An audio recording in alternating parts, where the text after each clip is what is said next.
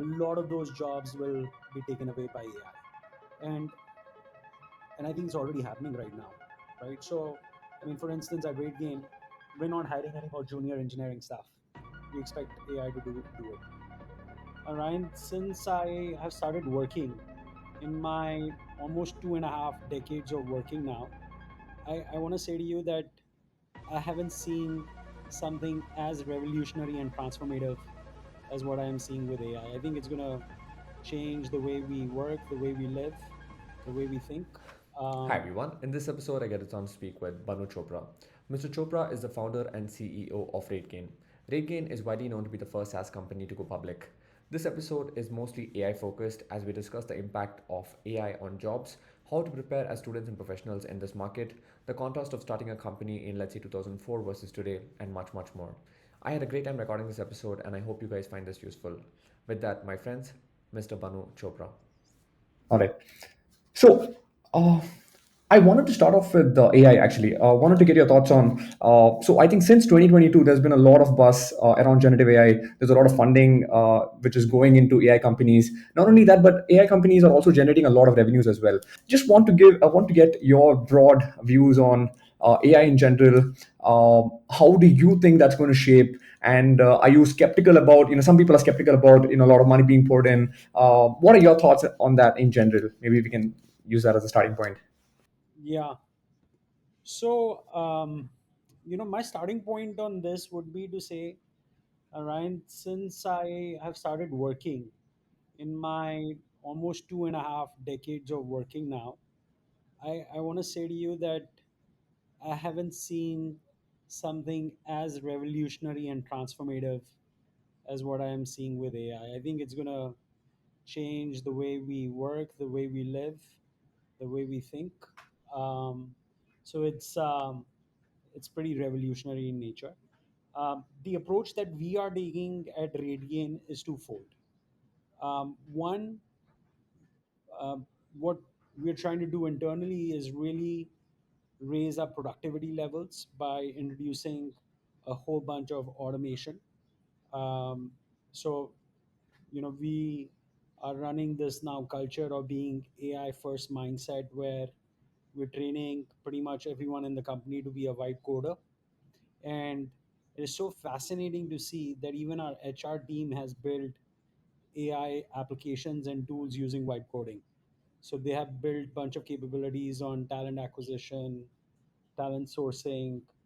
Um, we've gamified a platform for creating healthy competition amongst recruiters, etc. And similarly, we're doing this across all our functions. Engineering, there's a huge productivity gain because of again using Copilot, etc. Our other big strategy around AI is really to create AI agents uh, as an alternate to the personas that we serve, right? So, as you know, RateGain provides SaaS solutions around revenue management, sales and distribution, digital marketing to travel and hospitality industry. So, we usually sell to a revenue manager, to a distribution manager, or a digital marketer. And our goal eventually is to create AI agents that can autonomously do this job. But before we get to that stage, we want to at least get to a semi-autonomous stage where it's almost like how self-driven cars are, like the whole concept around it. Like Tesla has like a co-pilot, and then eventually it will go into an autonomous, and there's Waymo and Tesla now getting into autonomous capability as well. It's taken now almost 15 years to get to that stage, but it hasn't really yet taken off the way we think. So similarly, I think we are at the early start of this journey of creating agents for personas that we sell to. So like an autonomous revenue manager, AI agent, a digital marketer, etc. But I do think that we can enable uh, each of these personas using a semi-autonomous capability or a co-pilot, and we can really enable and amplify the work that they do.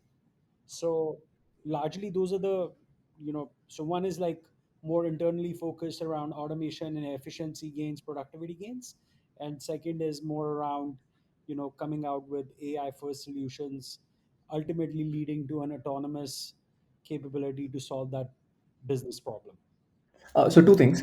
So one is on the internal front. So like you mentioned, right, vibe coding, like development, AI impact in development is like pretty strong now in the sense that, and it's widely spoken about as well, how it's making product AI, like coders, software engineers more productive. You also spoke about like HR professionals also using AI. So one theme is like, is are there other segments in the company that are using AI or being more productive with the help of AI besides, let's say, software engineering, and maybe you mentioned HR as well. So that is one part. But also, quickly, if I may, second part, which is related, is I'm also curious as to, since you're at the CXO level, I mean, you're the CEO. So I'm also curious as to know, like, what tools are you personally using as well?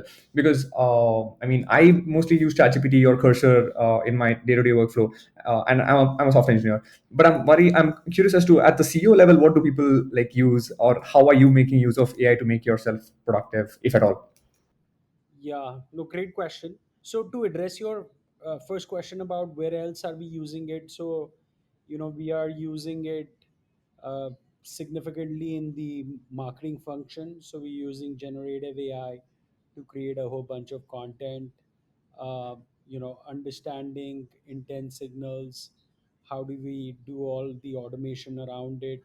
And so there is a lot of AI at work in different facets, and not everything is internally built. We are using a bunch of AI tools on how we build our prospect database, how do we get intent signals, etc. We are using it in finance for receivables, for collections, for our contracting process. We are using it a great deal now for our UX purpose. So what has happened as a result of AI, I want to say, is we have reduced we it has helped in do two things. It has helped put ideas on paper into very nice visualized prototypes, and it has enabled us to uh, pilot and test different concepts very very quickly. Right, earlier you thought of an idea that could be useful to your customer, you had to build like some mocks and a working prototype. It would take some months. Now you can do that in weeks, right? So our our UX capability on designing products is now much faster. I also feel that what AI has done is it's also created a convergence of different roles. So in RateGain, we call it a product builder versus having an engineering, QA, UX person, product person. We think that you can actually have one person perform it all and can be called a product builder. And we are moving in that direction at RateGain also. Now, to your other question about how do I use it?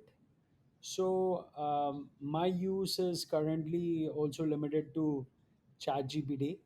Uh, I use it a great deal in framing my thoughts, getting my research done. A lot of in my position, my biggest role is to understand what are the trends going going what are some of the trends that we see over the next 3 to 5 years, and how do we need to position rate gain as a result of those trends. So a lot of deep research work around that, understanding basis whatever is being written about and whatever is being talked about, what are the latest trends that we see. A lot of deep research on work that's happening in our industry.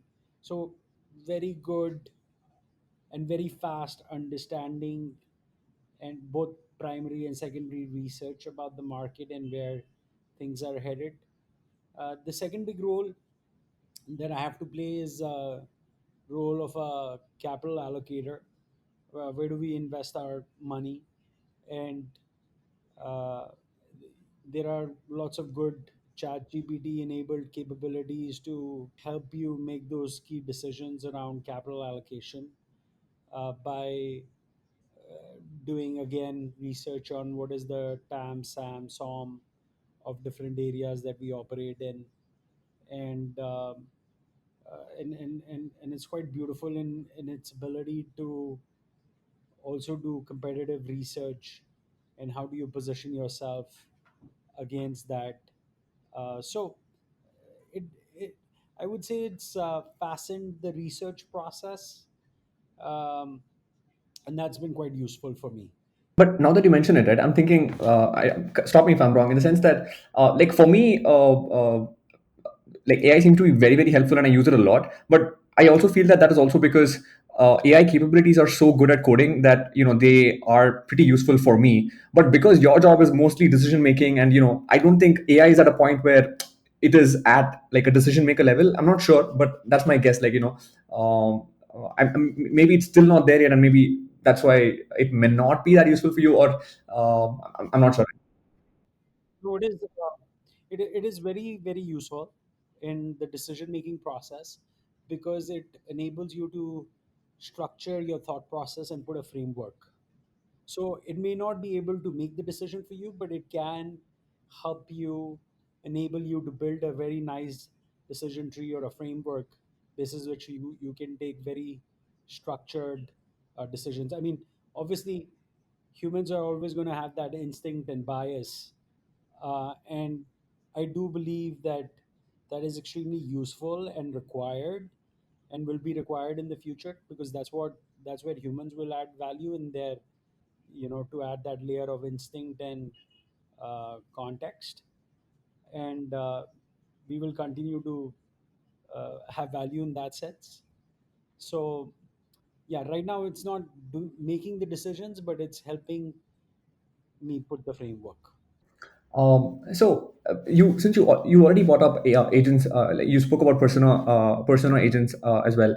If I continue that train of thought, in the sense that maybe question is along the lines of jobs slash education, like if I was to continue that train of thought in the sense that if there are agents for specific things, there is a possibility that there will be probably agents for everything, which could also mean that the job that somebody, let's say in a marketing function, somebody is doing something today, maybe an agent could theoretically take it over in the next, maybe next 3 years, 5 years, maybe 10 years as well. We don't know. So what is your view on that in general? But also, maybe I'll just maybe tangentially related question would be like, in such a world where there is a possibility that more and more jobs might be done by AI agents, what does a professional or a working professional or a student who's getting into the job market prepare for? So, any thoughts on that maybe would be helpful. Yeah. So I have a couple of thoughts. One, um, AI is going to enable, create agentic jobs that actually didn't exist. So I'll give you an example of that. So we just recently launched a product called Viva. What does Viva do? It basically, I'm sure you've had this frustration also. All of us as travelers have had this frustration that we are about to check into a hotel and we need some information, right? Maybe we want to know, do they have a gym, or what time does the gym open, and where's the breakfast, or what are transportation options to get to the hotel. Anything related to your upcoming travel that you want to ask the hotel. Or it could be also transactional in nature, where you want to say, look, I'm a family of four, which happens to me. Can you give me two connecting rooms or rooms next to each other? Or can you upgrade in one of my rooms? I'm willing to pay, etc. And the frustration is that most often, especially if you are not going to a five-star hotel, in the mid segment, your call will not get answered, or if it does, you're put on hold, and it can be very frustrating. So we launched this product, Viva, where actually an AI agent picks up the call and can answer any question around the hotel, can make a booking, modify a reservation, etc., etc. So I feel that we have now entered an arena where largely hotels were kind of like unwilling to invest in, because you'll never have, I mean, the big hotels will have like call centers, etc., but a small to mid size does not have a dedicated person to handle calls, etc. So that's one example, but I do see many examples of where opportunities for AI agents get created, which were traditionally not being handled by anyone. Uh, your question about, is it going to make some jobs redundant? Absolutely. Uh, it is, I believe, all junior level jobs where it's about producing, you know, something. A lot of those jobs will be taken away by AI, and I think it's already happening right now, right? So, I mean, for instance, at RateGain, we're not hiring any more junior engineering staff. We expect AI to do it. Uh, in the long course, uh, I am not sure. Like, I mean, every revolution that we've had, whether it was industrial revolution, internet revolution, and now AI revolution, it has often enabled humans to gain productivity, and that's sort of the innate nature of humans. We need progress, and we always find things, ways to do things better. But what it does also, it creates a new area of opportunity. So while internet put a lot of, offline businesses, and took away a lot of those jobs that were offline, which were now digitized, and same things are happening in AI, but it created a whole set of new jobs, right, around the internet economy and around the digital economy. So I can't tell you what those jobs will be, but I'm pretty confident that they will be jobs. People will need to get reskilled, just like we've had in other, big revolutions that we've seen as humankind. So Sorry, just to jump in here, but philosophically speaking, like not like philosophically speaking, are you of the view that like eventually, I don't know, like maybe 100 years, 200 years, maybe even 20 years, like do you think all jobs will be automated, or are you of the view that no, like at every point in time there will be definitely some economic jobs for people to do? Like, do you have a thought on that, philosophically at least speaking? I think a lot of the low end jobs, I won't be able to look into my crystal ball and say to you 20 years out, but I can definitely see 5 to 10 years out. A lot of the low level, entry level jobs will be automated by AI and machines. Uh, a lot of, I think, blue collar jobs will get, again, at the entry level through robotics, because I think that's the other big revolution related to AI, which is going to. So yeah, are we going to lose some jobs? Yes, we are. But are we going to get new kinds of jobs created as well?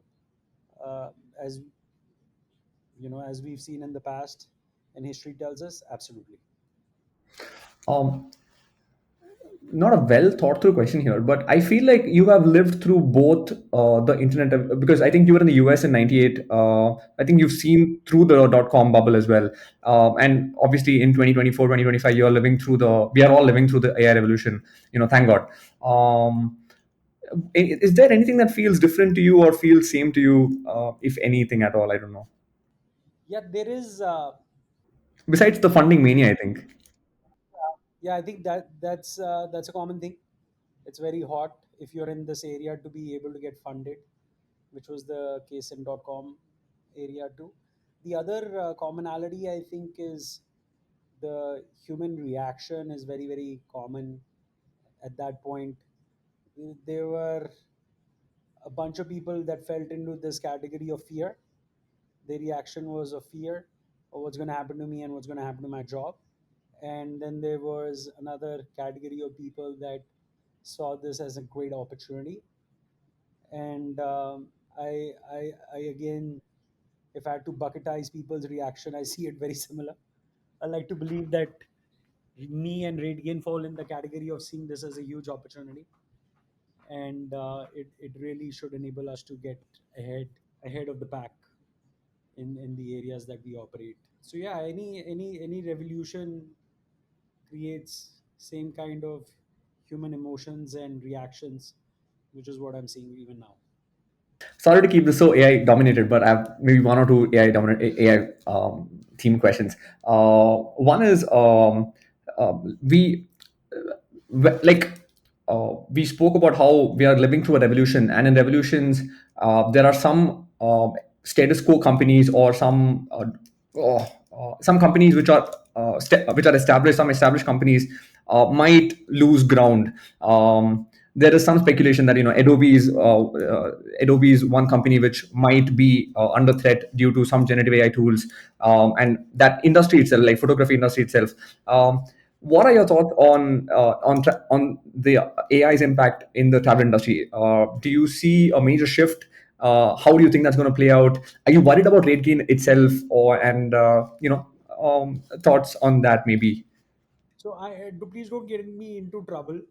I'm not going to talk about, it's going to get me trouble because if I talked about the kind of businesses I think will become obsolete, some of my friends run very large companies whose businesses might become obsolete, and I don't want to get into trouble by naming them. So I'll look at the glass half full and talk about the opportunities. So, as I was saying, Ryan, I think there is there is still a bunch of friction when we travel today, right? Uh, I think when you think about trip planning, could that be made easier? How you're inspired on what kind of trips that you make. I think AI is going to play a very, very large role in curating the kind of experiences that you would like to have when you travel. On the transactional process of how we do the booking, I think there is. I ultimately see like an AI assistant that each one of us have. It might start with vertically focused assistants. So you have like an AI, like how you have apps, right? Right now you have a travel app, you have a e-commerce app. I see similarly AI assistants, and the assistants will help curate the experiences, book the experiences, and then when you arrive at the destination, help you create an amazing holiday through curating the kind of experiences that you have at the destination that you have traveled to. So everything would be personalized to you, curated for you, and made frictionless for you. So I wanted to give you the user journey on how that will be. And from that, you can very much imply the kind of opportunities that it will create for businesses like RateGain. Because we are in the business of empowering businesses to create that frictionless experience in travel for their consumers. We participate today largely in the areas of pricing, sales and distribution, digital marketing, etc. But our goal is to eventually be involved in providing an end-to-end platform that enables our customers to acquire guests, to retain and engage them, and have a wallet share expansion. Fair enough. So, a non-AI question. So, you've been in the Indian ecosystem, at least the Indian startup ecosystem, for about 2 decades now, if I'm not wrong. Yeah. How do you think it's evolved? Like general thoughts on I think you started RateGain in '04. The I don't know if you've had difficulty in starting up, or maybe comparison of how it was to how easy or difficult it was to start a company back in '04 as opposed to and even thinking about starting a tech SaaS company in '04 as opposed to like let's say 2025. Any general thoughts on like how the ecosystem has evolved? Yeah. So they are, I would say, three fundamental pillars that we need to evaluate to address that question. One is the availability of capital then and now, availability of people with the right capability set, and availability of an ecosystem through which you can borrow playbooks to solve a particular problem, whether it's mentoring, guidance, or whatever. So, in all those three fundamental pillars, I think we've come a long way in the ecosystem. So, when I started the company, I didn't even know how to spell venture capitalist, right? And now I'm an LP in a lot of venture capital funds. So, uh, so if you have a great idea, great determination, and grit and conviction and confidence, you can get the capital fairly easily. And it's so heartening to see the number of success stories that we are seeing in the Indian ecosystem with people that have come up from like very, very modest backgrounds. So earlier it felt like anytime you wanted to make it big, your last name should have been Tata or Ambani. But now you can come from like a small village from a remotest part of India, and if you had the grit and determination and clear value proposition, you can make it big in India, and there are many examples of that. Second is people with the capability set and the confidence. So I think what also happened is a lot of people like me, meaning I was in the US for 10 years, felt like home calling, and returned, and was very fortunate to make something out of my life here. But there are lots of people like that, uh, that went to the US, learned a lot, and had that reverse brain drain and brought that knowledge here, and it still continues to happen. In fact, at RateGain, we continue to hire people who are wanting to come back from the US, etc. And it's been a very, very successful, I would say, transfer of knowledge and best practices and learnings. So, and when I talk about people with capability set, that's one thing that it definitely exists. Like, they look at the kind of products that we are making, especially all around consumer apps now. And even when I take a lot of pride in the lot of capabilities that RateGain has built. I mean, we serve today the top 25 out of top 30 OTAs, the top 400 hotel chains, the top six car rental companies. So pretty much, who's who in the travel ecosystem, and that's been done basis a great product. So we have the capability now to build great products, and more importantly, we have the confidence, which I feel like the confidence level was not there. And thirdly, on the ecosystem, I feel like there are a lot of inspirational stories, and it's always contagious because you see somebody succeed, you have a playbook that you can follow, and you can say, look, this guy went and created a $10 billion company in India, uh, so can I. And if if you have a clear idea and identify a value that's being underserved, you have the potential to make it big. And frankly, I also feel that our ecosystem has quite matured. I'm a bunch of groups, etc., where there is people always willing to help, mentor. So if you are having and building a business, all of us see similar kinds of challenges, right? In different phases of our life cycle of the business, and you can easily borrow playbooks now within the ecosystem to help solve. So that there is limited amount, or I shouldn't say limited amount. There's a potential to limit the trial and error and leverage a lot of the playbooks from the ecosystem to increase your chances or probability of success. So I see we are running out of time. Maybe last question, or maybe depending on how much time we have, last two questions. So quickly, this is my middle class question coming along. So one thing I wanted to was just curious about was, see, the thing is, you spent a decade in the US. So my understanding would be like you'd be at a certain CDC level. Here is my middle class background again. So you'd be at a certain CDC level. Like I'm kind of like shocked that you would walk away from that and then take a risk of starting something, because the next 5 years your CDC would dramatically increase, right? So, and also like the odds of starting a company in the US would be much better, like with so much venture capital funding, and it logically kind of makes sense to just start there because there's talent there, there's capital there. Like to my brain, it just doesn't make sense. So, how did you like think about that? Yeah, so I think one of the key factors was the fact that I actually come from an entrepreneurial background. So my dad was an entrepreneur, my granddad was an entrepreneur. So coming out of college, I was pretty clear. Ultimately, I would be an entrepreneur. And uh, as a matter of fact, RateGain is not my first company; it's my second company. So my first company, to your point, was in the US, and but the question still remains the same. I risked uh, leaving my cushy job to starting an entrepreneurial venture. So look, the fact that I was young, coupled with DNA of risk taking, coming from that kind of background, it wasn't a very difficult decision. And I think for the longest time, seeing my father and getting inspired by him, I always knew that I would be an entrepreneur. So I actually took my entrepreneurial plunge at the age of 25. And that was when I started first company. So at that point, it wasn't like I was making, tons of money either. I was comfortable as a young guy, but I felt like I could take the risk because I was young, and I always wanted to be an entrepreneur. Thank you so much for taking the time. Really appreciate it. Thank you so much for everything.